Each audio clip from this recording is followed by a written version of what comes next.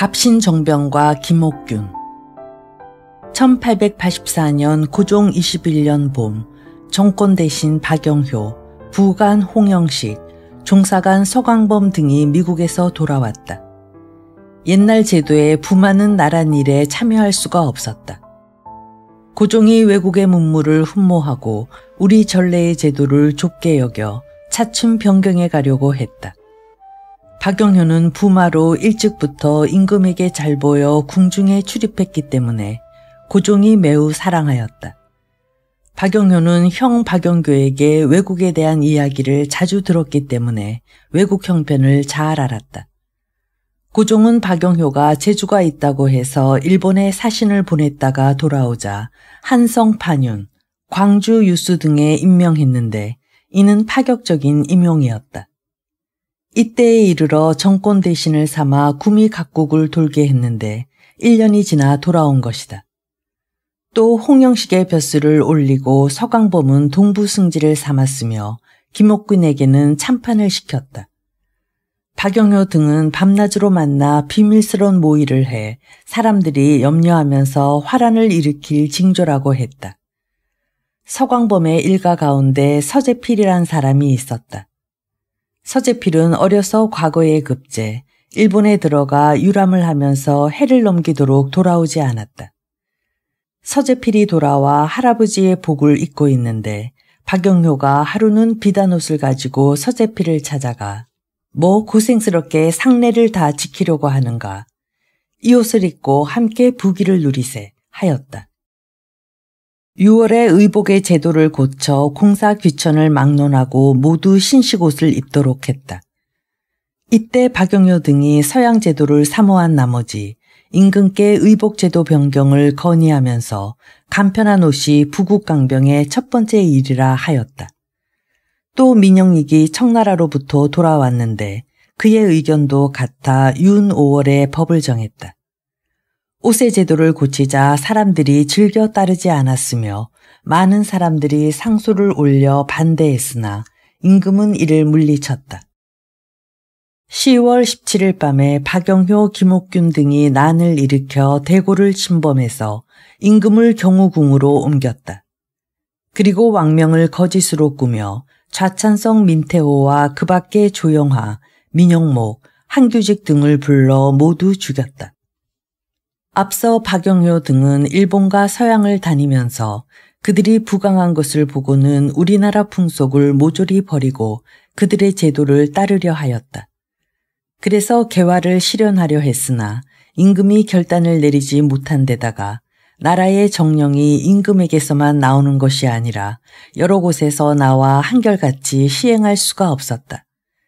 그래서 임금을 다른 궁궐로 옮기고 민태호와 병권을 지은 신하들을 모조리 죽이고는 일본에 아첨하여 군사를 거느리고 궁궐을 지켜 청나라 군사의 침입에 대비하였다. 박영효 등은 이번 거사가 성공하면 점차 그들이 계획한 개화를 실시하려고 한 것이다.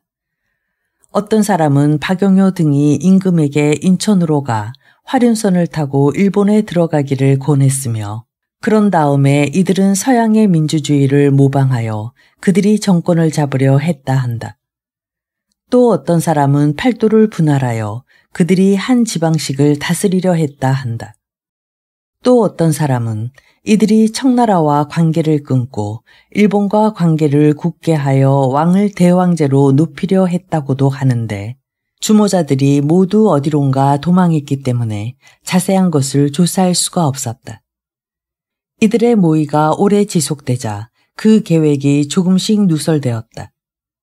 서재필은 윤태준의 이질인데 마침 서재필이 그의 집에 왔다. 윤태준은 국수를 대접하면서 서재필에게 물었다.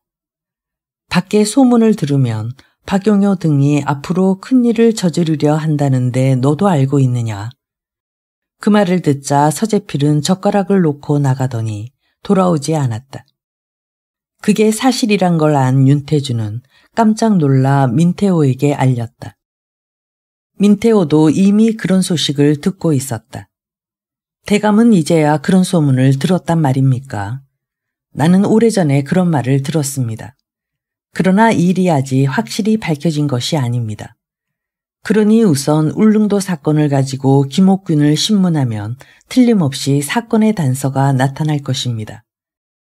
이때 김옥균은 울릉도를 일본에게 팔려고 했다는 혐의를 받고 있었던 것이다.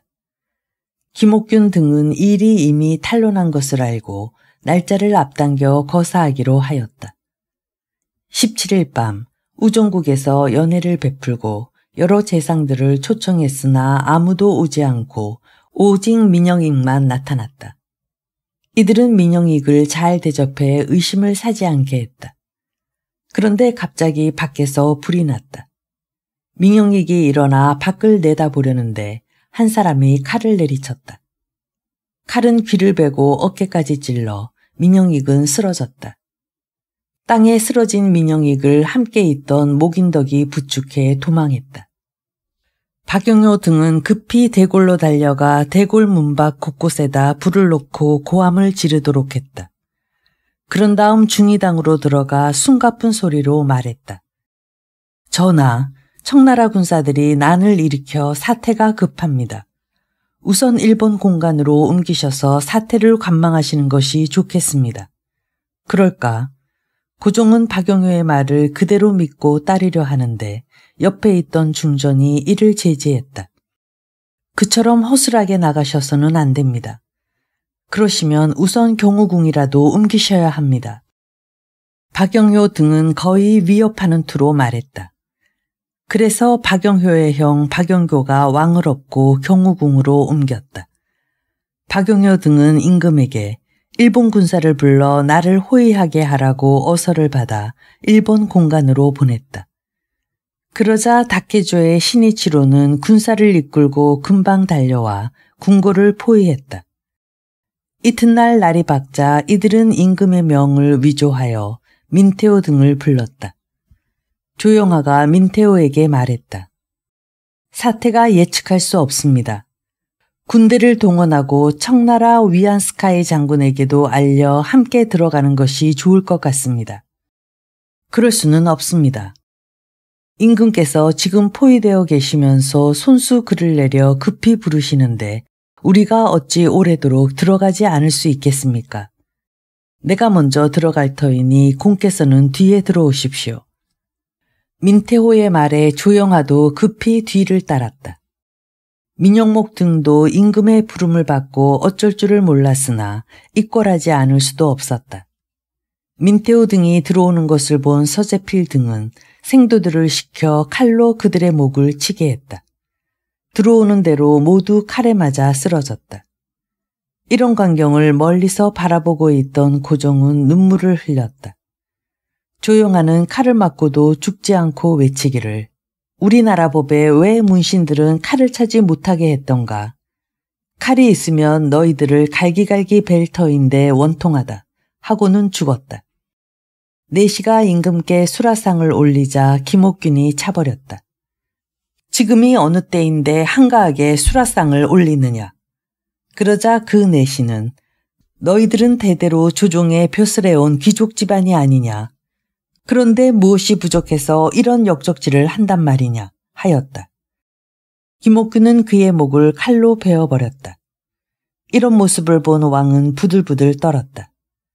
또 박영효 등이 왕을 시역할 음모를 꾸미는 것을 본 심상우는 이렇게 달랬다. 지금 높은 벼슬아치들이 무능해서 이 지경이 되었는데 당신들이 나라를 안정시키면 되지 왜 천하에 없는 반역을 꾀하려 하십니까? 이 말을 듣고 그 계획은 중지되었다. 심상우는 임금을 모시고 들어와 이들이 흉악한 일을 저지를 것을 알고 거짓으로 그들의 편인 척하니 모두 믿어 임금을 살릴 수가 있었다. 조영하가 죽기 하루 전 그의 집 말 한 마리가 도망해서 소란을 떨었다. 겨우 붙잡긴 했으나 사람들은 좋지 않은 징조라고 하였다. 조영하는 키가 크고 비쩍 말라서 학처럼 생긴 상이라고 하였다. 그는 말을 잘 타고 호기가 있었으며 부하들에게 은덕을 끼쳤다. 이모군란 이후 나란 일을 열심히 보았는데 그가 죽자 사람들은 아까워하였다. 박용효 등이 조용하를 죽여 시체가 쌓인 어둠 속에 두었는데 꺼내다 염을 하려고 보니 팔 하나가 없었다. 그래서 민테오의 집에 가서 팔 하나를 찾아다 염을 했다. 19일 청나라 장수 위안스카이가 궁궐에 들어와 왕을 호위하니 일본 군사는 물러갔다. 왕은 북간묘로 행차하였고 홍영식 박용교의 목을 베었다. 박용효, 김옥균, 서강범, 서재필 등은 일본군을 따라 일본으로 도망하였다. 임금이 황궁할 때 위안스카이는 하도감에 진을 치고 있었는데 궁중에 변란이 있다는 말을 듣고도 사태를 알지 못하였다. 그래서 군사들에게 무장을 시켜 기다리고 있었다. 이때 전승지인 이봉구가 밖에 와서 급한 사태를 알려주었다. 위안스카이가 군사 2,000명을 이끌고 궁궐문에 도착하자 일본 군사들은 소나무와 담장을 의지해 탄환을 마구 쏘아댔다. 위안스카이는 군사를 성문 안으로 들여보내 힘껏 싸웠는데 일본군이 쏜 탄환이 어지럽게 땅에 떨어졌다. 우리나라 군사도 위안스카이의 군사를 도와 싸웠다. 얼마 후 다케조의 신이치로는 군사를 이끌고 돌아가 버렸다. 박용효 등은 일이 틀린 것을 알고는 다케조 신이치로를 따라 도망했다. 왕은 창덕궁에서 싸움이 치열할 것을 알고 잠시 북간묘로 행차했다. 박영교, 홍영식은 아직 사태가 확실하지 않았기 때문에 임금을 곁에서 모시고 있었다. 북간묘에 이르러 이들은 위안스카이의 군사를 물리치라는 어차를 받아내려고 하였다. 왕은 아직도 공포에 질려 결정을 내리지 못하고 있었다. 박영교와 홍영식은 임금이 잠깐 자리에서 일어나려 해도 양쪽에서 붙들어 앉히고는 전하께서는 한 발짝도 움직이시면 안 됩니다. 하고 협박했다. 이 광경을 본 계단 아래에 있는 신하들은 분노를 참지 못했다. 먼저 무예청에서 들고 일어났다. 저 역적놈을 죽이자. 옳소. 모두 힘을 합쳐 역적을 칩시다. 모든 사람이 우레처럼 소리치며 달려들어 두 사람을 끌어내려 목을 치니 군중들은 만세를 불렀다. 성한 사람들은 일본 사람들을 미워하여 만나는 대로 죽이고 군중들은 일본 공간으로 달려가 불을 질렀다. 다케조의 신이치로와 박용효 등은 인천으로 도망해 배를 타고 달아났다. 이번 거사를 할 때 박용효 등은 일본 군함에 도움을 청했었다. 그런데 오돈 군함이 고장이 나서 수리하느라 약속한 날에 도착하지 못했던 것이다. 난이 끝나자 조정에서는 그동안 개화당이 반포한 법을 모두 중지시키고 그전 제도대로 다시 시행했다.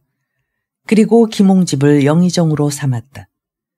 김홍집은 나날이 벼슬이 올라 마침내 영의정까지 올랐는데 모든 일을 잘 처리했다.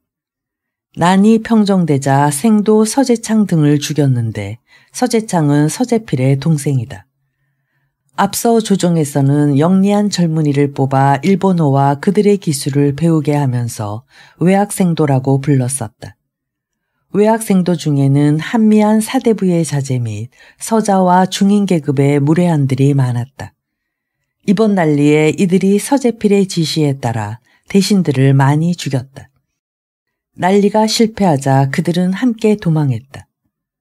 홍영식의 아버지 홍순목은 늙은 신하가 역적 아들을 두어 죄를 얻었으니 10,000번 죽더라도 어찌 용서받겠는가 하고는 홍영식의 외아들을 먼저 죽인 다음 약을 먹고 자살했다.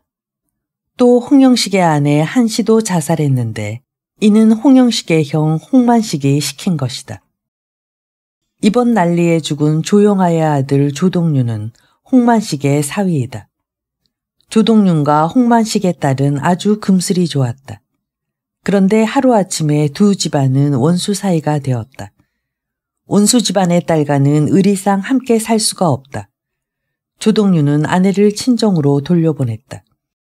그러자 홍만식의 딸은 머리를 풀어 처녀처럼 닦고는 이렇게 결심했다. 내가 이 생에서 언젠가는 다시 조동윤의 아내가 되겠다. 그 후 그녀는 일본이 세력을 잡자 다시 조동윤과 함께 살게 되었다. 김옥균의 동생 김각균은 진사인데 천안에 살고 있었다. 이때 서울에 오다 한강을 건너면서 김옥균이 실패해 도망했다는 소문을 들었다. 그래서 칠곡으로 달아나 숨었는데 암행어사에게 붙잡혀 대구 감옥에서 죽었다. 김옥균에게는 자식이 없었으나 아내는 절개를 지키지 못하였다. 박용교의 아버지 참판 박원양도 자살했다.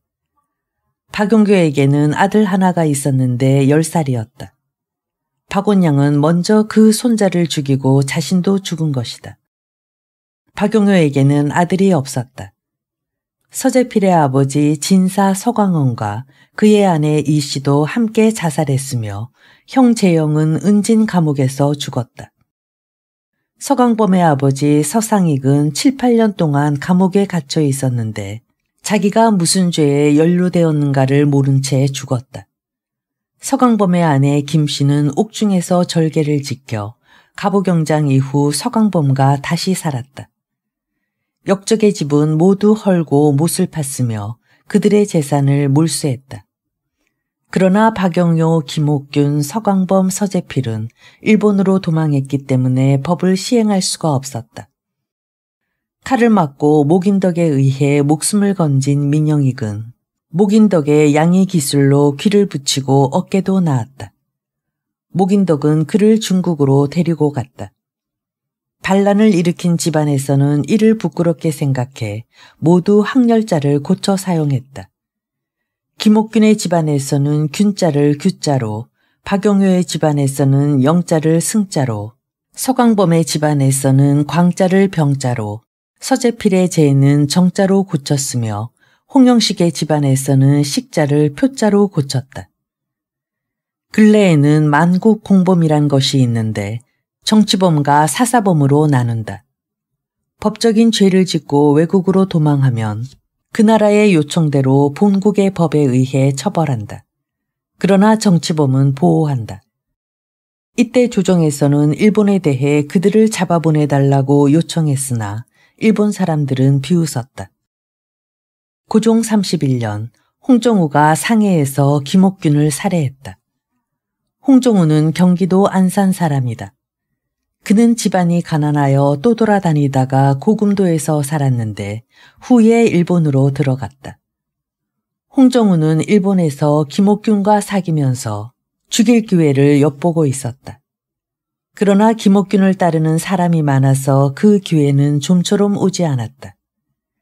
김옥균은 갑신정변 이후 박용효 등과 일본에 건너간 다음 성명을 암전주작이라 고쳤고 청나라에 가서는 다시 이름을 화삼이라 고쳤다.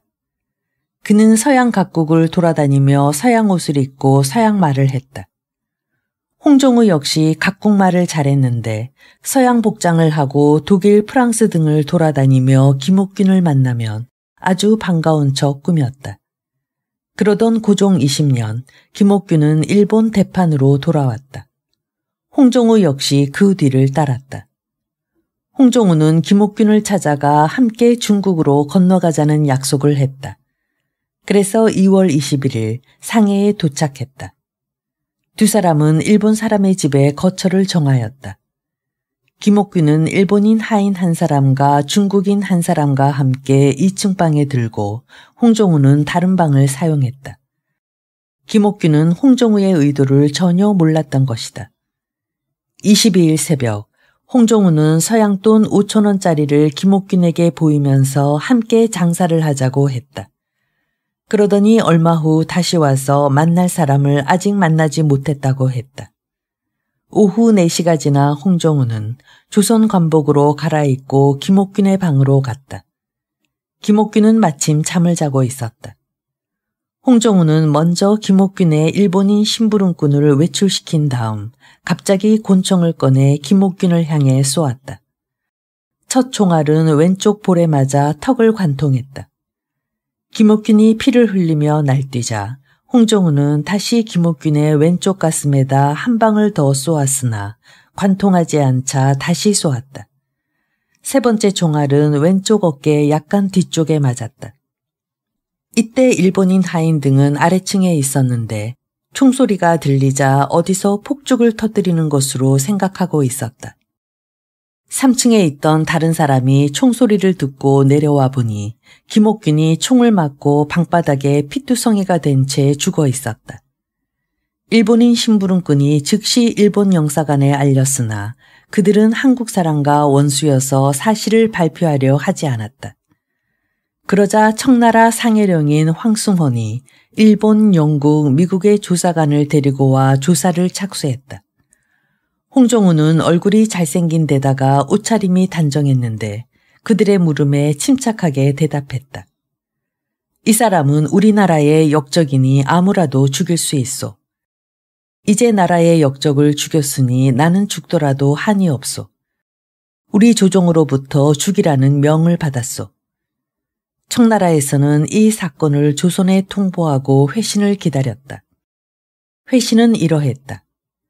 김옥균은 우리나라의 반역자이며 홍종우는 우리 조선의 관원이니 본국으로 보내주면 우리가 처리하겠습니다. 26일 황승헌은 홍종우를 연행에다가 호송원을 붙여 조선으로 압송했다. 김옥균의 일본인 하인은 처음에 시체를 일본으로 보내려 하였으나 중국에서 중지시켰다. 그래서 김옥균의 시체도 홍종우와 함께 돌아왔는데 시체에다 검은 칠을 해 부패를 막았다 한다. 김옥균의 죽음이 알려지자 일본 사람들은 김옥균의 머리털로 장사를 지내주었는데 장례식에 참석한 고관들과 상하 의원들이 수천 명에 이르렀다. 고국에 돌아온 김옥균의 시체는 노량진에서 갈기갈기 찢겨졌다. 유재현의 아들은 시체의 배를 갈라 간을 씹었다. 고종은 홍종우를 불러 크게 위로하고 얼마 후 과거를 실시해 홍종우를 급제시키니 이 과거를 홍종우 과거라 하였다. 그리고 한양에다 살 집을 마련해 주었다. 김옥균의 시체를 찢었다는 소식을 들은 일본 신문들은 연일 이를 보도하여 수치를 씻어야 한다고 떠들어댔다. 어떤 사람은 김옥균의 재능이 서강범 박영효보다 뛰어났기 때문에 갑오경장 이후 그가 있었으면 좋은 정치를 할 수 있었을 것이라 한다. 일본 대사 정상영은 서울에 와서 오히려 불탄 일본 공간에 대한 배상금으로 2만 원을, 죽은 사람에 대한 배상금으로 10만 원을 요구했다.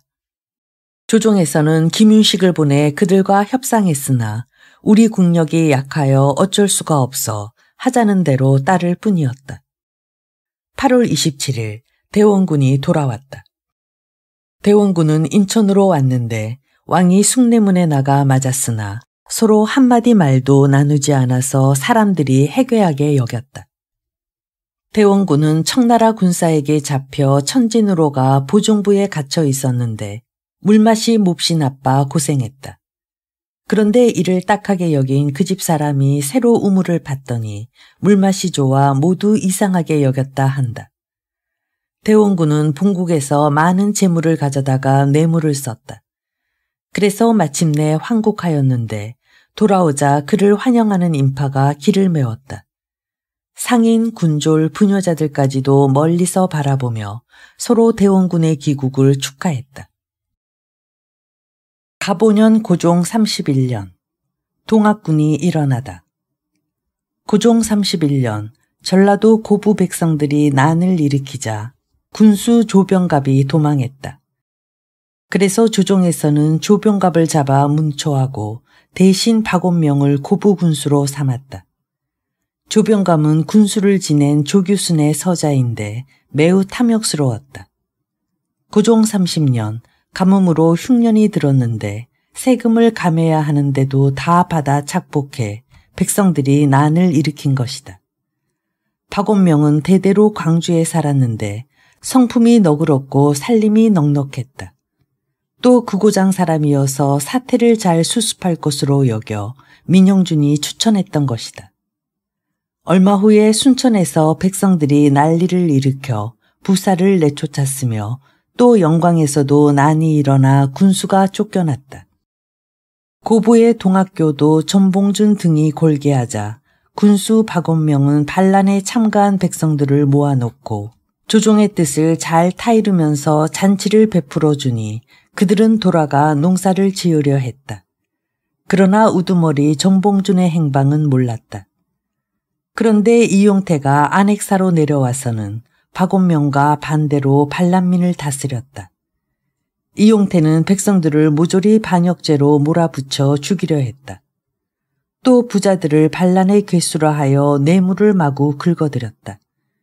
그래서 죄수들이 감옥에 가득 차게 되니 백성들은 분함을 참지 못해 다시 난을 일으켰다. 전봉준은 집이 가난하여 의지할 곳이 없었는데 오래전부터 동학을 배우고 있었다. 처음 난이 일어날 때 백성들은 전봉준을 우두머리로 삼았는데 얼마 후 박원명의 설득으로 군중들이 흩어졌기 때문에 전봉준은 어디론가 숨어버렸다. 그러다가 이용태가 다시 토색질을 하자 전봉준은 그와 한패인 김기범, 손아중 등과 거사할 것을 모의했다. 전봉준이 백성들을 선동하니 모두 호응하여 전라북도 10여 읍이 일시에 일어나 10여일 만에 수만 명이 모였다.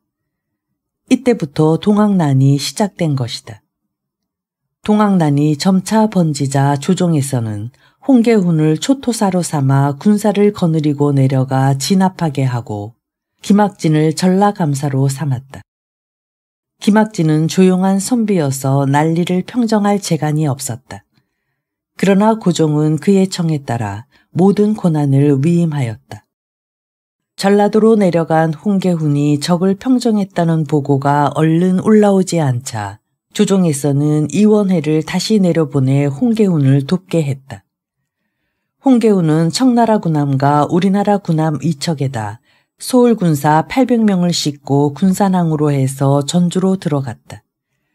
그리고 3월 9일에는 2개 부대를 태인과 금구로 나눠 보냈으며 15일에는 스스로 대병력을 이끌고 전주를 출발해 적이 있는 곳으로 향했다.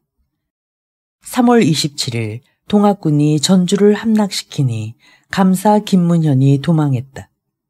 4월 초에 김문현은 이웃 고을의 군사를 모아 적을 고부의 황토산까지 물리쳤으나 동학군에게 패했다. 또 홍계훈은 장성의 월평에서 적과 싸웠으나 역시 패했다. 한양에 큰 병력이 도착했다는 소문을 들은 적은 사이길로 해서 정읍을 빼앗고 홍계훈의 뒤를 쫓았다. 그래서 이튿날 새벽에는 전주 서문까지 왔다. 김문현은 서문방 민가를 불태우고 성을 의지해 적을 막으려 했다. 정오 때 서문이 무너지고 적이 일제히 성 안으로 들어왔다. 김문현은 경기전에 들어가 태조의 영정을 받들고 누더기 옷과 집신으로 받고 있고 피난민들 틈에 끼어 도주했다. 김문현이 도주한 후 홍계훈이 전주에 이르러 보니 성은 이미 함락되어 있었다. 홍계훈은 적이 북쪽으로 향한다는 말을 듣고 급히 전주성을 포위했다. 이때 경기 충청도에서 보낸 응원군이 도착해 군대는 다소 사기를 회복했다. 한편 조정에서는 적의 기세가 날로 성대해지자 청나라에 응원군을 요청했다. 모든 고을의 백성들은 여러 성이 동학군에게 함락된 것을 보고 은근히 기뻐하였다. 그래서 광군이 동학군을 무찔렀다는 소문이 나더라도 이를 믿지 않았다. 또 돌아다니는 소문은 광군이 패배했다는 이야기뿐이었다. 소울에는 동학군이 전주를 함락시키고 금강을 넘었다는 소문이 퍼졌다. 성안 사람들은 사방으로 피난을 떠났다. 또 동학군은 홍계훈에게 우리는 위로 대원군을 받들고 있다는 글을 보내기도 했다. 홍계훈의 보고를 받은 고종은 크게 노했다. 동학군을 속히 평정하지 않으면 말할 수 없는 변이 일어나겠다. 이렇게 생각한 고종은 민영준을 불러 계책을 물었다. 그래서 중국에 원군을 청하자는 결론을 얻었다. 민영준은 왕께 아뢰었다. 지난번 맺은 천진조약에 청일 두 나라가 조선에 파병할 때는 서로 알린다고 되어 있습니다. 청나라는 틀림없이 우리나라를 돕겠지만 일본은 그렇지 않습니다. 만약 청나라가 조약을 핑계로 속히 군사를 보내주지 않으면 어떻게 합니까? 이때 옆에 있던 중전민 씨가 동학군이 홍계원에게 보낸 글을 꺼내 보이면서 욕을 했다. 동학군에게 잡혀 욕을 보느니 차라리 외놈의 포로가 되는 게 낫다. 나는 다시는 이모굴란테 같은 꼴은 보지 않겠다. 내가 죽으면 너희들도 패망할 것이니 여러 말 할 것 없다. 민영주는 위안스카이에게 간절한 말로 원군을 청했다. 위안스카이는 다시 이용장에게 전보를 쳐 조선의 말을 전하니 이용장은 쾌히 승낙하였다. 민영주는 동학군 때문에 죄를 받을까 두려워 신하들에게 밖의 일은 일절 아뢰지 못하게 하고 왕래한 전보도 발표를 하지 않았다. 그래서 임금은 호남의 동학군이 그처럼 강한 것을 몰랐고 낮은 관리들은 더욱 소식이 캄캄하였다. 하루는 조동윤이 임금을 뵙게 되었다. 요즘 나라의 인심이 어떠한가? 동학군이 쳐들어온다고 해서 피난을 떠나느라 소란스럽습니다. 그때 민영준이 들어왔다. 임금은 민영준에게 물었다. 요즘 나라 인심이 어떠한가? 다른 때처럼 여전히 조용합니다. 지금 조동윤의 말을 들으니 피난을 떠나느라 소란스럽다고 하는데 어찌 조용하다 하는가? 조동윤은 어지러운 말을 늘어놓아 전하를 현혹시키려는 것입니다. 민영준이 물러나오자 조동윤은 따졌다. 전주가 이미 적에게 함락되어 서울 장안이 이미 텅 비었습니다. 그런데 공은 백성들이 안정되었다고 보십니까? 누가 어지러운 말을 한 것이며 누가 임금의 이목을 가리려 한 것입니까? 이 말에 민영준은 아무 말도 못하고 눈만 부릅떴다. 민영준은 본래 겁이 많아서 난리를 당해 어쩔 줄을 몰랐다. 날마다 은을 감추어둔 창고에 들어가 은을 어루만지는 것을 일가로 삼았다. 그래도 불안하여 동쪽 창고의 은을 서쪽으로 옮기는가 하면 다시 서쪽 창고의 은을 동쪽으로 옮기는 것이었다. 그러나 그의 아버지인 민두호는 아들과 달랐다. 그는 많은 돈과 곡식, 보화를 저축해 두고 있었는데 난리가 일어나자 하인들을 전부 불렀다. 너희들이 그동안 우리 집을 위해 여러 해 동안 수고했는데도 보답할 길이 없었다. 이제 내가 곡식과 돈을 조금씩 나누어 줄 터이니 그걸 가지고 떠나거라. 그리고는 한 사람에게 쌀 5말과 당오전 100문씩을 주니 하인들은 고맙다고 살해한 후 흩어져 갔다. 민영준은 이때 안국동 인현왕후가 살던 집에서 살았다. 그 집은 인현왕후가 거처하던 집이어서 신하들이 살 수 없는 집이므로 오랫동안 비어 있었다. 중조는 그 집을 수리하여 민영준에게 하사한 것이다. 그런데 그해 봄에 민영준이 아침에 자리에서 일어나 보니 방에 큰 구렁이 한 마리가 따리를 틀고 앉아 있는 것이다. 깜짝 놀란 민영준이 하인을 부르자 구렁이는 슬쩍 어디론가 사라져 버렸다. 민영준은 아무래도 불길한 생각이 들어 중전에게 그 사실을 이야기하고 다시 교동으로 이사해 살았다. 사람들은 그런 소문을 듣고 큰 변이 있을 징조라고 하였다. 또 하루는 고종이 낮잠을 자는데 광화문이 무너지는 꿈을 꾸었다.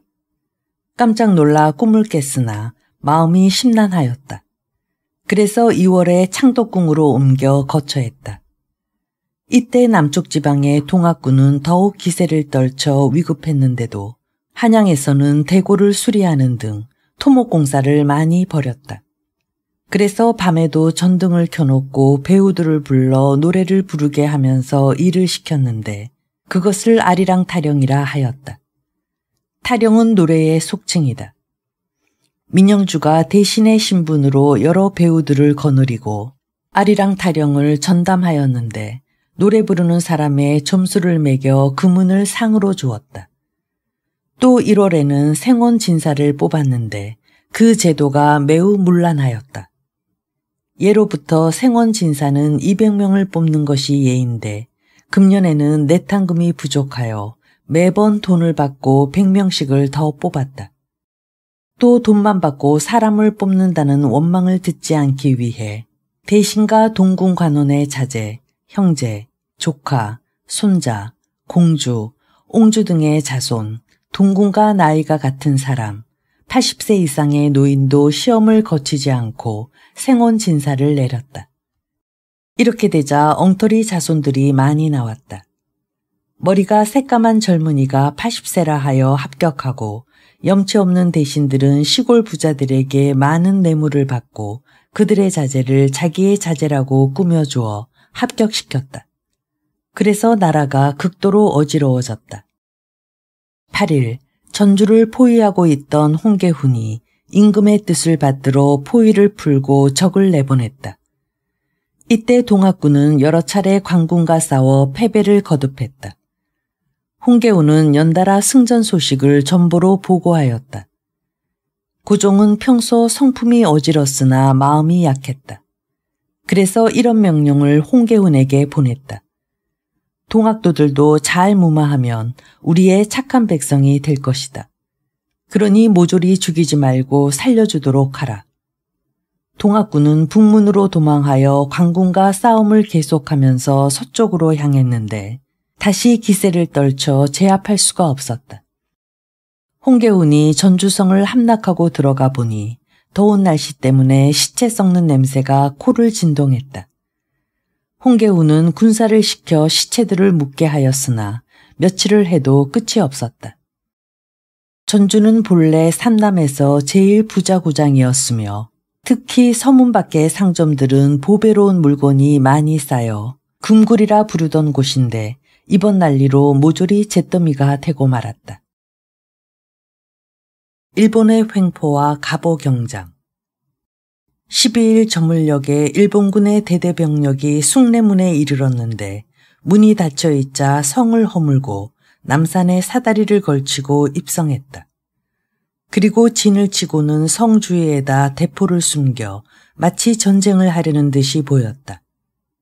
일본군은 서울서부터 수원, 인천까지 몇 리마다 하룻밤을 묵으면서 진영 하나씩을 세웠다. 그래서 그들의 화투불이 줄을 잇고 징소리 북소리가 그치지 않았다. 일본 공사 오토리 게이스케는 구종을 뵙고 아뢰었다. 요즘 남쪽 백성들이 난리를 일으켜 관군에게 대항한다고 합니다. 조종의 군사를 보내서 물리치면 하루아침에 평정할 터인데 쉽지 않아 우방에게 응원군을 청하셨습니다. 우리 일본 정부가 그 말을 듣고 군사를 내보내 우리 공사관과 상인을 지키는 한편 기국을 돕게 했습니다. 우리 일본과 조선은 동양에 있는 나라로 국경이 서로 가까워 이빨과 입술 같은 처지입니다. 그런 다음 일본 정부는 조선에 개혁해야 할 26조목을 적어보냈다. 또 일본 외무성에서는 청나라에 전문을 보냈다. 지금 기국과 우리 일본은 동학군을 물리치는 데 성공했습니다. 이제는 조선국의 내정을 개혁해야 할 때이니 기국도 대신을 보내 우리와 함께 방안을 강구하기 바랍니다. 그러나 청나라에서는 이렇게 반대했다. 우리 중국은 남의 내정에 간섭할 뜻이 없습니다. 그리고 기국도 조선을 자주 독립국으로 본다고 하였으니 간섭해서는 안 될 것입니다. 6월, 정부에서는 오토리 게이스케의 말에 따라 교정청을 신설하였는데 오토리 게이스케는 다시 대원군을 궁궐로 불러들여 나랏일을 의논하기 시작했다. 일본의 요구에 대해 정부에서는 이렇게 회답했다. 병자년의 수호조약에 의거하면 조선은 자주 독립국이며 일본과 평등한 권리를 지닌다고 하였소. 그러니 우리나라가 청나라에 군사를 청한 것도 자주 외교의 하나에 불과하오. 일본군의 대대적인 조선 파병을 본 위안스카이가 그들의 상인을 데리고 인천에서 바다로 귀국하니 일본은 이제 더 겁낼 것이 없었다. 6월 20일 오토리 게이스케는 군사를 데리고 궁궐을 침범해 동맹 맺기를 협박했다. 청나라가 귀국을 속국이라 부르면서 군사를 동원해 보호하는 것이야말로 자주권을 침해하는 일이오. 참으로 조선이 청나라의 속국이오. 심순택 등은 오토리 게이스케의 질문에 대해 아무런 대답도 못했다. 일본 공사 오토리 게이스케는 새벽에 군사를 거느리고 경복궁 문을 부수고 별전에까지 들어왔다. 궁궐을 지키는 군사와 모시는 신하들은 모두 달아나고 대궐에는 왕과 왕후만 남아 있었다. 왜군들이 총칼을 번뜩이며 궁궐을 둘러싸자 왕은 공포에 질렸다. 이유를 따지려고 통역관을 찾았으나 통역관도 도망하고 없었다. 이때 마침 안경수가 임금을 뵈러 왔는데 그는 일본어를 할 줄 알았다. 고종은 반가워서 안경수를 내세워 물었다. 무슨 일로 일본 군사가 대궐까지 침입했소? 오토리 게이스케는 칼을 뽑아 들고는 큰 소리로 외쳤다. 대원군이 아니면 오늘의 일을 해결할 수 없소. 어서 대원군을 부르시오. 대원군이 왕명을 받고 들어오자 이번에는 대신들을 불렀다. 외병들은 궁궐문을 지키고 있다가 들어오는 대신을 하나하나 조사하여 돌려보냈다. 자기들에게 불리한 사람은 들어가지 못하게 하여 심순택 등은 밖에서 3일을 기다렸다. 회의에 참석한 대신들도 두려운 나머지 그들의 요구를 거절하지 못하고 마침내 법을 뜯어고치기로 의결했다. 오토리 게이스케는 대원군을 궁궐 안에 구금시키고 내보내지 않았다. 이때 궁궐 안이 텅 비어 임금은 굶어야 했다. 배가 고픈 임금은 대원군의 집에다 밥을 시켰다. 그런데 밥을 해가지고 궁궐문에 이르니 왜군들이 빼앗아 먹어 빈 그릇만 들어왔다. 그래서 임금은 반찬을 여러 가지 만들지 말고 밥만 드리라고 당부했다. 임금이 외병에게 핍박을 당하고 있는 사실을 안 우리 군사들은 대궐 밖에서 명령이 나오기만을 기다리고 있었다. 이때에는 마침 평양 군사 500명이 와서 궁궐을 지키고 있었는데 그들은 일본군과 한 차례 싸울 결심을 하고 있었다. 이런 기색을 안 오토리 게이스케는 임금을 위협했다. 어서 군사들을 해산시키시오. 물러가지 않으면 목을 베겠다고 명령하시오. 무력한 왕은 그가 시키는 대로 할 수밖에 없었으며 왕의 명을 받은 군사들은 눈물을 머금고 총을 부수고 군복을 찢은 다음 물러났다. 평양 군사가 물러나자 이번에는 오영의 군사들이 모여들었다. 우리가 비록 천한 무리이지만 모두 임금의 두터운 은혜를 입어왔다. 이제 왕께서 저런 위협을 받고 있으니 장차 무슨 변이 일어날지 모른다. 우리가 여기에 모여 싸울 태세를 갖추고 있으면 외놈들도 함부로 날뛰지 못할 것이다. 죽음을 무릅쓰고 그들과 싸워야 한다. 그런 다음 군사들은 대포를 궁궐 담벽에 설치하고 싸울 태세를 갖추었다. 그리고 대궐 안에서 외병이 나오면 대포를 일제히 쏘아 죽였다. 오토리 게이스케는 다시 고종을 위협해 이들을 해산시켰다. 군사들은 분을 못 이겨 칼로 땅을 치면서 통곡했다. 그러나 왕명인 이상 물러가지 않을 수 없었다. 우리 군사가 쓰던 무기는 이래서 모조리 외병의 소유가 되었다. 외병들은 사방으로 흩어져 노략질을 자행했다. 그래서 궁궐에 전해 내려오는 보물과 기물들을 훔쳐 인천으로 가져가니 수백 년 동안 저장해둔 나라의 보물이 깡그리 없어지고 말았다. 왕이 외병에게 핍박을 당하고 군사들이 왕을 보호하기 위해 싸우고 있을 때 지금까지 조종의 높은 벼슬을 차지하고 있던 민씨들은 도망하기에 바빴다. 민영주는 양주로, 민영주는 관서지방으로 도망했다. 민흥식과 그의 아들 민병승은 삿갓을 쓰고 집신을 신고는 가마꾼으로 변장하여 숭례문을 벗어나다 군중들이 알아보고는 돌팔매질을 하면서 비웃었다. 민두호는 이때 춘천에 머물고 있었다.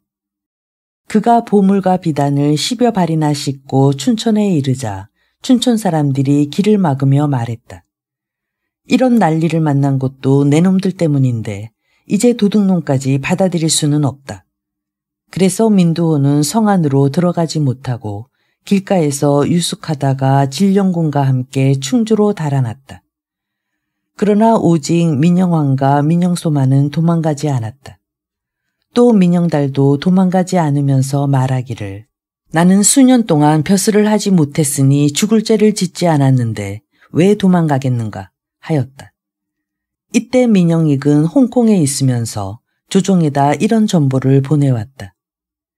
만약 오토리 게이스케의 한 가지 계책만 시행하더라도 속임을 당해 망할 것이요.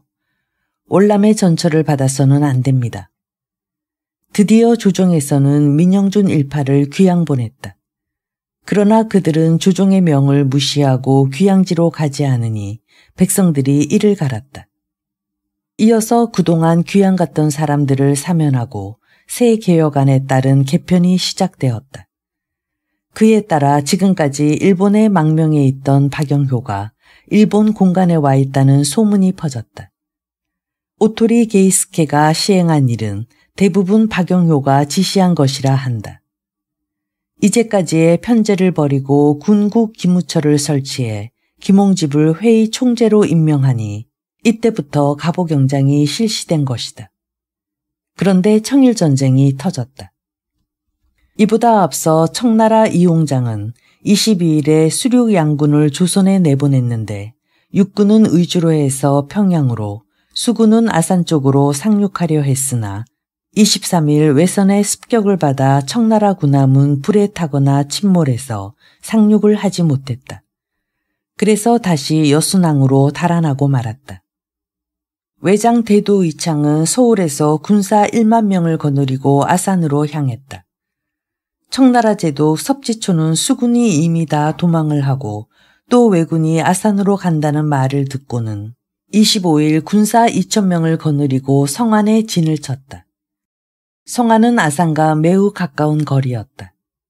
그날 날이 저물어 군사들은 밥을 짓고 있었다. 아직 왜군이 이르리라고 생각 못한 청나라 군사들은 척후병도 세우지 않았다. 외장 의창의 군사는 이때 소사를 지나 말을 달려 성안역에 이르러 진을 쳤다. 그런 다음 높은 곳에서 아래를 향해 일제히 포를 쏘기 시작했다. 청나라 군사는 밥을 다 짓지 못하고 나가 싸웠으나 캄캄하여 적이 있는 곳을 몰라 포탄이 날아오는 곳을 향해 공격했다. 섭지초는 적은 청나라 군사로 왜군을 대항할 수 없음을 알고 도주했다. 왜군은 수십 리를 뒤쫓다가 중지했다. 성안역은 삼남의 큰 길목이어서 점포들이 많았다. 왜병은 그곳 인가 100호를 유린하여 늙은이와 어린이의 시체가 질비했다. 청나라 군사로 탄환을 맞아 도망하지 못한 자들은 뒹굴다가 칼을 맞아 죽었고 부상하지 않은 자들은 군복을 벗고 머리를 틀어 상투를 올린 다음 농사꾼의 모자를 빼앗아 쓰고 도망하다가 길에서 죽기도 했다. 이 지경이 되어 공주에 이르니 군사는 절반으로 줄었으며 살아남은 자도 부상자와 굶주린 자가 많아 군대라 할 수 없을 지경이었다. 앞서 전쟁이 한창 무르익을 때 왜군은 5명이 한 부대를 이루어 번갈아 포를 쏘았는데 청나라 군사는 모든 부대가 일제히 한꺼번에 쏘아댔다. 섭지초는 밤이 되자 한 손에 방패를, 한 손에는 칼을 들고 갑자기 뛰쳐나가 왜군을 무찔렀다. 그러다가 나무에 기대 잠깐 쉰 다음 다시 돌격하기를 여러 차례 하였다. 이를 본 왜군들은 그 귀신 같은 솜씨에 놀라 끝까지 추격하지 않았다. 내가 전쟁이 끝난 수년 뒤에 성안을 방문해 전쟁의 흔적을 살펴보았는데 그곳 사람들이 이렇게 말해주었다. 그 당시 조정에서는 이미 청나라와 관계를 끊었다는 소문이 들렸다. 그래서 공주의 관리들은 청나라 군사를 몹시 박대했다. 청나라 군사가 며칠이 되어도 떠나지 않자 왜군이 추격해 온다고 거짓말을 했다. 그 말을 들은 청나라 군사들은 겁을 집어먹었다. 공주 관리들은 또 이렇게 속였다. 이곳에서 동북쪽으로 100여리를 가면 청주라는 견고한 요새지가 있습니다. 그곳으로 가서 진을 치면 왜군을 이길 수 있을 것입니다. 섭지초는 그 말을 그대로 믿고 청주로 향했다. 배가 고픈 청나라 군사들은 음식을 사 먹으려 해도 조선 돈이 없었다. 그래서 자기 나라에 은전을 내놓으면 우리 상인들이 또 속였다. 우리나라에는 은을 사용하지 않으니 그런 돈은 아무리 많이 내놓아도 소용이 없어. 그런 다음 마지못해 받는 척하고는 절반값을 주었다. 이런 박대를 받은 청나라 군사는 다시 청주에서 강원도로 향했다. 북쪽으로 가서 다른 군사와 합세하려는 뜻에서였다. 7월에 섭지초의 군사는 안주에 이르렀다. 안주 병사 김동우는 청나라 군사를 달갑게 여기지 않아 심히 무례했다. 섭지초는 화가 치밀었다. 우리는 너희 나라 요청에 의해 온 응원군이다. 그런데 이처럼 박대할 수 있느냐? 이건 배신이다. 김동우는 섭지초에게 곤장 30대를 맞고 죽고 말았다. 외장 대도 이창이 처음 출발할 때 그는 우리 조정에 3,000명의 군사를 요청했다. 조정에서는 그의 압력에 못 이겨 흩어져 있는 군졸 몇천 명을 모아 큰 잔치를 베풀어 주었다. 그러나 군사들은 서로 속삭이기를 이번에 우리가 외적을 도와 응원 나온 청나라 군사를 친다면 하늘이 벌을 줄 것이다. 그리고 외놈들은 우리를 반드시 앞장 세울 터이니 그렇게 되면 우리는 모두 죽게 된다. 하고는 뿔뿔이 흩어져 도망해버렸다. 싸움에서 이긴 일본은 이번에는 다시 해군을 인천에 상륙시키고 육군은 동래로에서 세제를 넘어 서울로 들여보냈다. 그들의 진바리 수레가 길게 줄을 이었고 길 곳곳에다 24개의 병창기지를 설치했다. 그리고는 우리나라 백성을 동원해 군량을 나르게 하니 백성들은 모두 숨어버려 그들이 지나가는 길가의 마을은 텅텅 비어버렸다. 7월 27일 갑오개혁의 중요한 내용을 발표했다. 그 주요 골자는 다음과 같다. 1. 각국에 사신을 보내 자주 독립을 선포한다. 2. 지금까지 사용하던 청나라의 연호를 폐지하고 개국 기원을 사용한다. 3. 사색 당파를 완전히 폐지하고 어진 인재만을 등용한다. 4. 문벌과 양반 상놈의 구별을 없앤다. 5. 문관 무관의 좀비를 없애고 오직 풍계에 따른다. 6. 죄인은 본인 이외에는 연좌시키지 않는다. 7. 본부인 첩에게 아들이 없을 경우에는 양아들을 입적시키는 것을 허락한다. 8. 남자는 20세, 여자는 16세 이상이어야만 혼인을 허가한다. 9. 신분의 귀천을 막론하고 제가하는 것은 자유이다. 10. 공사의 노비를 없애고 인신매매를 금지한다. 11. 각 관청의 관리수를 적당하게 조정한다. 12. 역인, 제인, 백정은 모두 천한 신분에서 벗어난다. 13. 승려가 성 안에 들어오는 것을 금지하지 아니한다. 14. 상례를 고쳐 상중에도 벼슬을 할 수 있도록 한다. 15. 벼슬아치 및 모든 국민의 복장을 고친다. 16. 정부 이하 각 기관의 돈 곡식을 일일이 조사한다. 17. 국정에 관한 일은 비록 신분이 미천한 사람이라도 자기의 의견을 제출하여 심의할 수 있게 한다. 또 여러 신하들이 지금까지 임금을 상이라 하던 것을 대군주 폐하라 부르고 금년 6월 이후부터는 개국 503년으로 정하였다. 처음 오토리 게이스케는 상을 황제라 부르고 연호를 제정하며 모두 머리를 깎고 양복을 착용하라 하였으나 반대했기 때문에 대군주 폐하로 정하고 머리를 깎고 양복을 입는 대신 복장을 다소 변경한 것이다. 그리고 시바문과 십대신을 정하였다. 총리 대신 김홍집, 국내부 대신 이재면, 내무아문 대신 박영효, 외무아문 대신 김윤식, 탁지아문 대신 어윤중, 법무아문 대신 서광범, 공무아문 대신 신기선, 항무아무 대신 박정양, 군무아무 대신 조희연, 농상아문 대신 엄세영이었다. 대원군도 이때 정치에 다시 관여하게 되었으며 갑오경장은 이로써 완전히 틀이 잡히게 되었다. 대원군이 다시 정치에 참여하자 안경수 등은 대원군을 부추겼다. 나라가 이런 꼴이 된 것은 모두 민씨들 탓입니다. 그들을 모조리 죽여야 됩니다. 그러나 대원군은 냉소했다. 나는 20년 동안 정치에 참여하지 않아서 민씨들의 공과 죄를 모른다. 그들을 죽이거나 살리는 것은 오로지 주상전하가 하실 것인데 자네가 웬 말이 많은가. 이 말을 전해 들은 중전은 코웃음을 쳤다. 언제부터 대감께서 그처럼 관대하셨나. 대감께서 우리 친정 가문을 그처럼 옹호해 줄 줄은 뜻밖이었네. 가보경장을 시행한 다음 고종은 종묘에 그 사실을 고하려고 정만조에게 글을 짓도록 했다. 정만조가 지은 글은 하느님이 우리나라를 위하여로 시작되었다. 이를 본 윤치호가 왕께 아뢰었다. 우리나라에서는 천주교를 믿지 않는다는 사실을 온 천하가 다 잘 알고 있습니다. 그러한데 이제 하느님이 도우셔서 하면 다른 나라 사람들이 그것을 보고 조선에도 역시 하느님을 믿는구나 할 것입니다. 고쳐야 합니다. 이 말을 옆에서 들은 중전은 큰 소리로 웃으면서 하나하나 따졌다.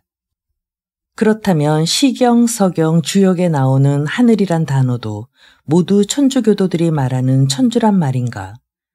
그대야말로 참으로 무식하구나. 윤치호는 아무 대꾸도 못하고 얼굴을 붉혔다. 가보경장이 실시될 무렵 동학군은 나주를 공격했다.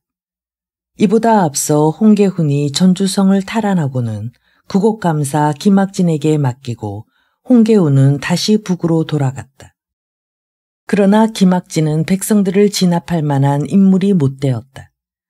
동학교도들은 다시 기세를 떨치며 큰 소리를 쳤다. 관리들이란 믿을 것이 못 된다. 지금 나라가 어지러우니 우리가 하늘을 받들어 나라를 보호하고 백성을 편안하게 하겠다. 그런 다음 포와 말과 식량을 모아보내고 약탈을 시작했다. 동학교도들이 가는 곳마다 백성들이 호응해 기세가 하늘을 찌를 듯했다. 그래서 한 달이 못 되어 삼남 일대가 물 끓듯이 어지러웠는데 수령은 도망가거나 아니면 동학군에게 사로잡혀 욕을 당해서 한 고을도 제대로 지키지 못하였다. 동학군이 나주를 공격하자 목사 민종렬은 관민을 이끌고 성을 지켰다. 또 그곳 영장 이원우는 본래 용기 있는 자여서 백성들이 모두 따랐다. 몇 차례 공격에도 성이 함락되지 않자 동학군은 일제히 공격을 시도했다. 그러나 이원우에게 패하고 말았다. 비록 나주는 지켰지만 그 외의 여러 고을은 모두 동학군의 수중으로 들어가 버렸다. 또 동학군은 안희형과 충청도 홍주를 침범하였다. 그리고 호남에 있던 동학군은 남원으로 직결했다. 조정에서는 나주 목사 민종렬을 호남 초토사로 삼고 전라감사 김학진을 파면했다. 새로 편성된 관군은 일본군과 합세하여 공주에서 동학군을 쳤다. 동학군은 전세가 불리해지자 이렇게 떠들어댔다. 우리는 탄환을 피하는 신통력을 가지고 있다. 그러니 무서워 말고 돌격하라. 동학군은 이 말을 믿고 죽음을 각오한 채 관군에게 육박했다. 관군은 당할 수가 없어 물러서고 말았다. 이때 왜군이 달려왔다. 왜군의 총은 동학군의 총보다 사정거리가 2배나 넘었다. 동학군은 외병을 당하지 못하고 도주했다. 동학군의 피해는 전주를 비롯한 호남 지방이 가장 컸다. 처음 난이 시작할 때 전봉주는 전주로 가서 성을 함락시키고 감사 김학진을 인질로 삼아놓고 도내의 동학군을 지휘했다. 또 김기범은 전봉준과 갈라져 남원으로 향했다. 남원은 물자가 풍부한 고장이어서 그곳을 또 다른 근거지로 삼기 위해서였다. 동학군이 남원에 이르자 부사 윤병가는 싸우지도 않고 도망해 김기범은 희생 없이 남원을 점령했다. 동학군은 남원을 거점으로 사방 이웃 고을을 노략질하기 시작해서 인심을 잃었다. 그는 꿈에 신선이 나타나 남원을 근거지로 삼으라는 계시를 내렸다고 자칭하면서 스스로 계남이라 불렀다. 남원을 함락한 동학군은 운봉을 거쳐 경상도로 향하기 시작했다. 그러나 운봉에는 박봉양이 남원과 운봉의 경계인 고갯마루를 지키고 있었다. 박봉양은 본래 운봉현의 아전 출신인데 일찍이 어사 이면상에게 죄를 지어 옥에 갇혔었다. 이면상은 죄를 용서해 줄 터이니 돈 5만 양을 내놓으라고 했다. 박봉양은 이렇게 생각했다. 이면상에게 5만 양을 주고 죄를 면하느니 차라리 민영중 대감에게 10만 양을 주고 과거에 급제하는 것이 낫겠다. 생각이 여기에 미친 박봉양은 옥에서 탈출하여 한양으로 가 민영준에게 10만 양을 건네준 다음 과거의 급제에 주설한 벼슬을 했다. 몇 년 후 고향에 있던 박봉양은 동학군이 쳐들어온다는 소문을 듣고 사람을 모았다. 운봉은 성이 없어도 사면이 가파른 천연의 요새다. 그런데 현감은 싸우지도 않고 도망을 했으니 백성은 어쩌란 말인가. 백성들과 아전들은 모두 적에게 붙어 살기를 도모하는 것이 낫다고 반대했다. 그러나 박봉양은 뜻을 굽히지 않았다. 우리 집안은 대대로 수백 년 동안 나라의 녹을 먹어왔으며 나는 조정에서 벼슬한 관원이 아닌가. 싸워야 한다. 박봉양의 결심을 안 백성들과 일가 사람 1천여 명이 휘하에 모였다. 그런데 싸움도 시작하기 전 박봉양의 동생이 군율을 어겼다. 박봉양은 대중이 보는 앞에서 동생의 목을 베려고 했으나 사람들이 굳이 말렸다. 군율에는 사란 없는 것이요. 여러분이 굳이 청하니 베는 것은 용서하되 곤장 50대를 쳐 법을 세우겠소. 이후부터 군중들의 규율은 엄숙해졌다. 박봉양이 운봉을 지킨 덕에 동학군은 영남으로 가지 못해 함양, 거창 등이 무사할 수 있었다. 전주 남원등지에서 차츰 쫓기기 시작한 동학군은 12월에는 장흥과 강진 쪽으로 도주했다. 12월 5일 동학군은 먼저 장흥을 공격해 부사 박헌양을 죽였다. 박헌양은 7월에 장흥 부사명을 받았는데 그의 친구가 말렸다. 지금 그곳으로 가는 것은 죽음을 자초하는 일이니 가지 말게.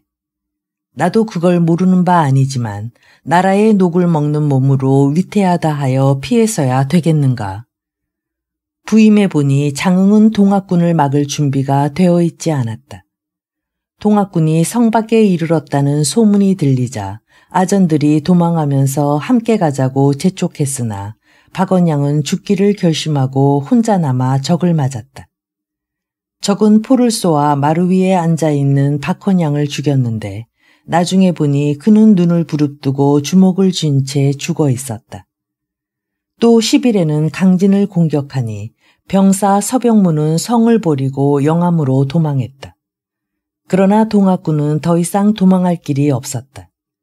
그래서 이두왕 이규진과 왜군에 쫓기다 3만 6천 명을 잃었다.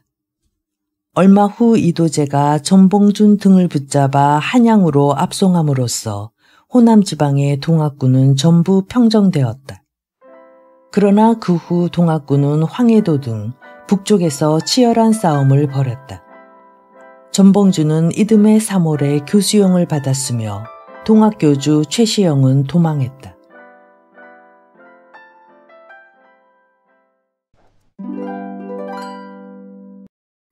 역사는 살아 움직이는 생물이다. 역사는 흐른다. 강자가 약자에게 무릎 꿇기도 하고 또 그 관계가 역전되기도 한다. 그 가운데 불변인 것은 승부처는 과학기술에 대한 투자라는 점이다. 청일전쟁 강화조약을 체결한 유적지 시모노세키는 일본의 힘을 상징하는 곳의 하나이다. 그 옛날 시모노세키 조약을 떠올린다. 이곳을 둘러보는데 마침 9월 3일이 중국의 전승절이다. 중국과 일본 두 나라의 관계를 더듬어가니 역사가 살아있는 생물임을 알겠다.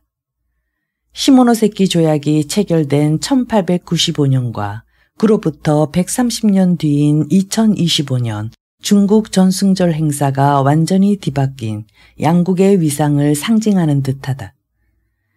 일본은 1853년 미 페리 제독의 흑선을 통해 서양의 힘을 깨닫고 다음에 원치 않는 개항을 한다.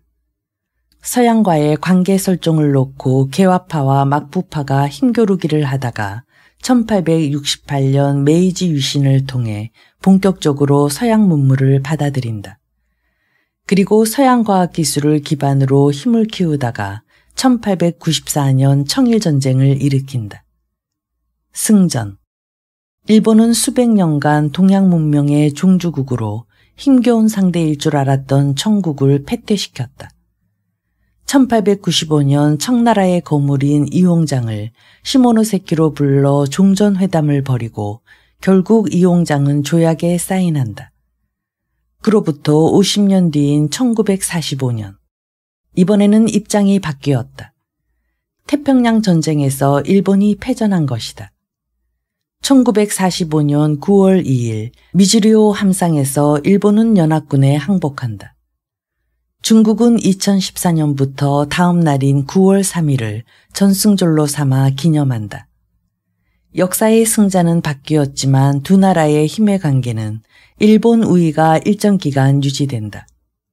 그러다 변화가 생기기 시작한 것은 중국의 WTO 가입이다. 중국은 세계의 공장이 되며 낮은 기술력에서부터 시작해 세계의 돈을 빨아들였다. 그리고 이 돈을 과학기술로 쏟아부었다.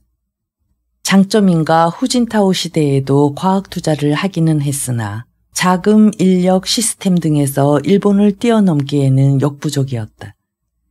시진핑 시대로 접어들며 그동안 쌓아왔던 역량에다가 과학기술에 대한 집중 투자가 이루어지며 역전의 조짐이 나타났다. 1989년 천안문 사건 이후 중국은 사회주의 지향에서 민족주의로 노선을 바꿔 탔다. 2008년 베이징 올림픽 전후로 아편전쟁 이전의 세계 패자로서의 중국 부흥을 논하기 시작했다. 1840년 아편전쟁 이전의 중국은 세계 GDP의 30% 이상을 차지한 세계 최강국이었다. 그러다 근대화에 뒤지며 아편전쟁과 서양의 침략, 일본의 침략 등으로 국토는 훼손됐고 많은 국민들은 전쟁의 희생양이 되었다. 그러나 중국 공산당이 출범하며 신중국을 세우고 치욕의 세기를 끝냈다. 특히 시진핑 집권 이후 중국은 역사 속에서 항일을 기억의 정치로 활용하기 시작했다. 2014년 중국 공산당은 세 개의 중요한 결정을 내린다. 하나는 전승절 행사 개최. 중국 공산당이 이어내린 결정은 만주사변이 일어난 9월 18일을 물망국치로 언급하며 전국에서 오전 10시 사이렌을 울려 추모식을 열기로 한다. 심양에서는 이전부터 해오던 행사였으나 이를 전국화시킨 것이다. 끝으로 12월 13일 난징이 일본군에 함락된 날을 난징 대학살 추모일로 공식 지정한다. 이때도 전국에서 사이렌이 울리며 일본의 침략을 상기한다. 중국은 아편전쟁 이후 100년을 치욕의 세기로 이야기한다. 어느 나라나 기억의 정치는 일반적이다. 그런 가운데 아무리 감정이 영향력이 있어도 결국 결정짓는 것은 힘이고 그 뿌리는 과학기술력이다. 일본이 1895년 청일전쟁에서 승리해 시모노세키 조약을 맺은 것은 중국보다 일찍 서양 문물에 눈떠 먹는 것과 입는 것 등 삶의 기본적인 양식부터 서양식으로 바꾸며 과학기술을 받아들이는 데 전력을 다했기 때문이다. 이 기간 중국은 서양 무기 등을 받아들이기는 했으나 음식과 복식 등을 다 바꿀 정도로 올인하지는 않았다. 종전 이후에도 한동안은 일본 우위가 지속됐다. 그러나 일본은 1990년대 버블로 잃어버린 30년이 지속되며 과학 투자가 주춤하고 민간 중심으로 이루어져 대규모나 신규 투자에는 한계가 있었다. 하지만 중국은 세계의 공장으로 번 돈을 국가 주도로 과학기술에 대규모 장기 투자를 하며 과학 중흥을 이루게 되었다. 참고로 시모노세키 조약 1조의 내용이 무엇인지 아시는가? 조선의 독립과 자주 보장이다. 우리 운명을 남이 정한 것이다. 이 의미는 무엇인가? 아울러 조선이 최초로 외국과 맺으며 개방을 약속한 조일수교 조약 1조도 같은 내용이라는 것을 우리는 어떻게 생각해야 할까?